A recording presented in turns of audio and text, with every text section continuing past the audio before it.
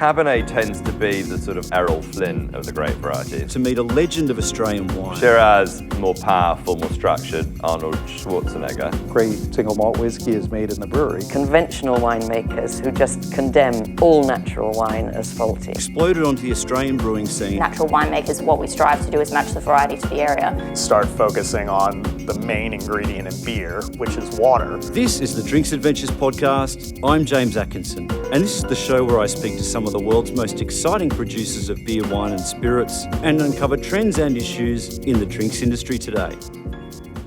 Welcome to a special episode of Drinks Adventures as we welcome to the podcast Julio Bermejo. In 1990, at the restaurant founded by his parents in San Francisco, Julio conceived what ultimately became known as the Tommy's Margarita, one of only 16 cocktails that have been officially recognised as New Era drinks by the International Bartenders Association.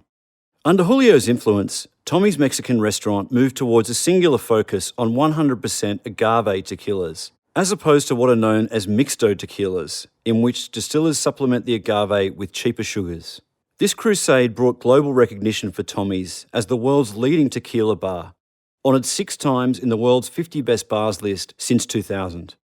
Julio was in Australia recently to judge the Patron Perfectionists cocktail competition, and thanks to Patron Tequila, I was able to catch up with him to record this interview at T.O.'s in Sydney that I'm delighted to share with Drinks Adventures listeners.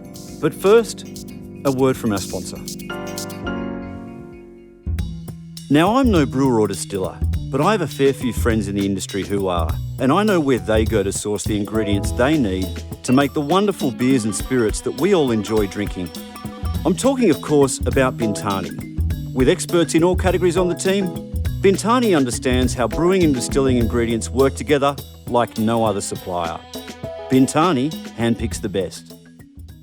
Tommy's restaurant was founded by Julio Bermejo's parents, Tommy and Elmi, in 1965. First, in the United States, there are several kinds of licenses, like everywhere, for alcohol. You can have a beer and wine license or a hard spirit license. We had a beer and wine license, and then we got our hard spirit license in the mid to late 70s. When I start to take an interest in tequila and in the margarita is when our bar starts to change. So we switch over to 100% agave.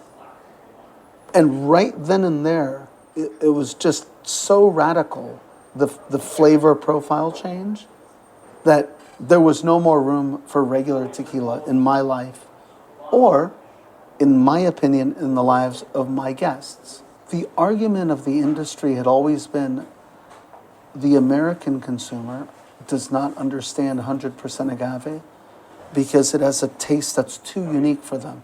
And what a bunch of bullshit. And I started to stock as many 100% agave products as I could, and we went from 3 or 4 to 24 to 48, 60, 80, right? And then eventually largest finished selection of tequila in the world, blah, blah, blah, representing more distilleries than any other bar in the United States.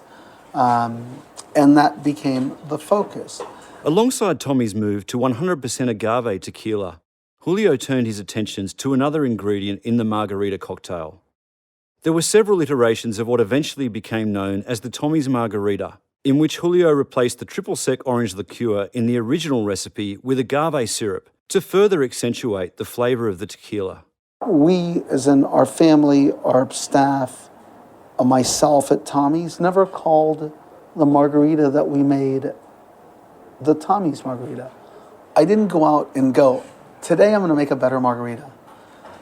It started out as, we use this product in our margarita, and is that what we should be doing? Remember, agave fructose was incredibly expensive, so the iterations were finding out what worked, right?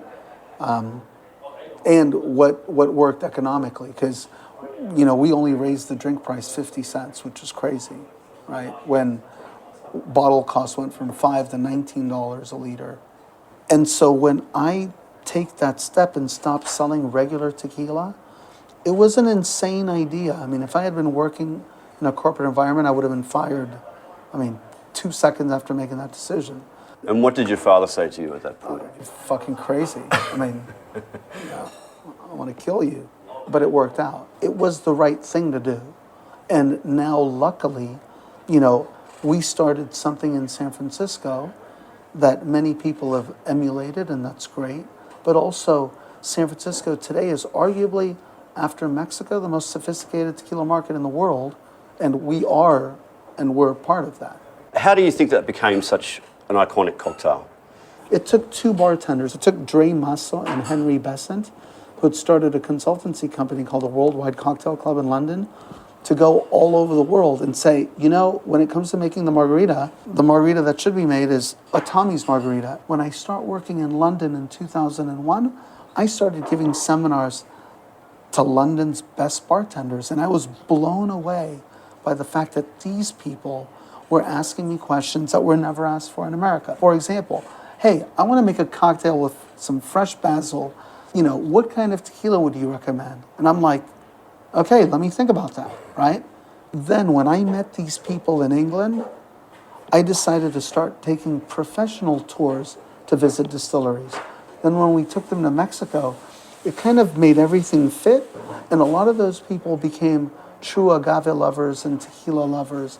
In fact, to the degree that Henry and Dre opened up Mexican restaurants, wrote books about Mexican cocktails. You had quite an effect on people then. Well, it looks like we did. But the important thing was just sharing something that really hadn't been fully understood, and still to this day isn't fully understood, and honestly underappreciated. If tequila was made in France, I could not afford to drink it. It'd be $500 a bottle. And was there a point when the Tommies kind of got so much traction that your dad sort of went, okay, I can kind of see what you did there? Well, here's a funny story. So in 1999 was the first time I was on the front page of the Wall Street Journal. And so the Wall Street Journal does two fun columns. The right-hand column is just fun. The far left-hand column is fun, but it's serious. So it's a business trend. And I was on the left-hand column. And there it said, Tommy's epicenter of tequila in the United States. So now, when this article came out in 1999, in April of 1999, or May of 1999, I happened to be in New Orleans for Jazz Fest that I attend every year. It's my vacation. And I'm walking down Canal Street, and a friend of mine just goes, hey, Julio, did you get the Wall Street Journal today? I mean, I never buy the Wall Street Journal. I don't have any money, right? Why am I buying the journal? And I go, no, of course not. He goes, well, you ought to get it. Like, all right, whatever. So I go to a 5-star hotel, and I steal a Wall Street Journal. I'm not fucking paying for one, right? So I get the Wall Street Journal. I go, I don't know, on the front page of the Wall Street Journal. So anyway, I go enjoy Jazz Fest, and I come back home to my father, and I go, Dad, we're on the front page of the Wall Street Journal. And my father put down his newspaper, and he goes, where were you? No, I was in New Orleans. What were you doing there? Oh, it was Jazz Fest. I mean, I heard some of the greatest music in the world. My father goes, how many margaritas did you sell over there? None. How many enchiladas did you sell over there? No, none. And he kept reading his paper. He didn't give a shit, right? It meant nothing. We just got $50,000 in free press, and he couldn't care less. Get back to work. Yeah, get your ass back to work. Sell something. All right, we can quantify that. This episode of Drinks Adventures is supported by Fever Tree Premium Mixers, the mixer of choice in the world's best bars and restaurants. Right now, I'm enjoying Fever Tree's Mediterranean tonic for a more delicate touch on some of the fine Australian gins you've heard discussed on the show. What's the strangest or the furthest afield place from San Francisco or Mexico where you've seen a Tommy's margarita and it's kind of blown your mind that your cocktail spread that far? Well, I took my mother. My mother is 85. She's going to be 86 next week. But about 3 years ago, we took her to South Africa for a wedding of a family friend. So I go up to this bar in Cape Town with my mother, and I asked the bartender if he would make me 2 Tommy's margaritas, never having been there or never looking at the menu, and it wasn't on the menu. And the gentleman just said, sure. And my mother almost went white. Like, how does this gentleman, halfway around the world, if not more, know about something that we're doing a million miles away in San Francisco? But it really hit home, honestly, the first time I was with my wife I was working on Crystal Cruises. It's a luxury cruise line. And we had docked in Lisbon. It's about 7 or 8 years ago. And I had asked my friends in Portugal, hey, I'm going to be in Lisbon. What's the best cocktail bar I should go to? And I was told, everybody told me, go to Cinco Lounge. You got to go to Cinco Lounge. So I go to this place purposely when they open, so it's quiet and we get a feel for the place. I ask for the cocktail menu, and they show me this really cool book, and I'm thumbing through it. And there's nothing that interested me at that particular moment. And so I'm with my wife, and I asked, and the bartender there is a really young guy, and I go, hey, excuse me, can I just get a Tommy's Margarita? And the kid looks at me and he goes, why do you want to drink a drink that you can get anywhere in the world? Let me make you something original. And my wife starts laughing. Like this guy was like, what's this guy dissing me? I don't even know this guy. And so anyway, so I go, sure, please go to it. And this gentleman got some peppers, he sauteed them, he muddled them. He made a beautiful, beautiful drink. As long as it was good. Oh yeah, no, it was great. And then so it obviously came time to pay. I paid, and then I put my business card down, and I left. Yeah. And then I go, hey, we got to go back there. Those guys are cool. So I went back the next day, and the guy was there, and he apologized. I go, hey, no need to apologize. Thank you very much. But I thought that was pretty humbling, and someone would think that it was, pretty ordinary.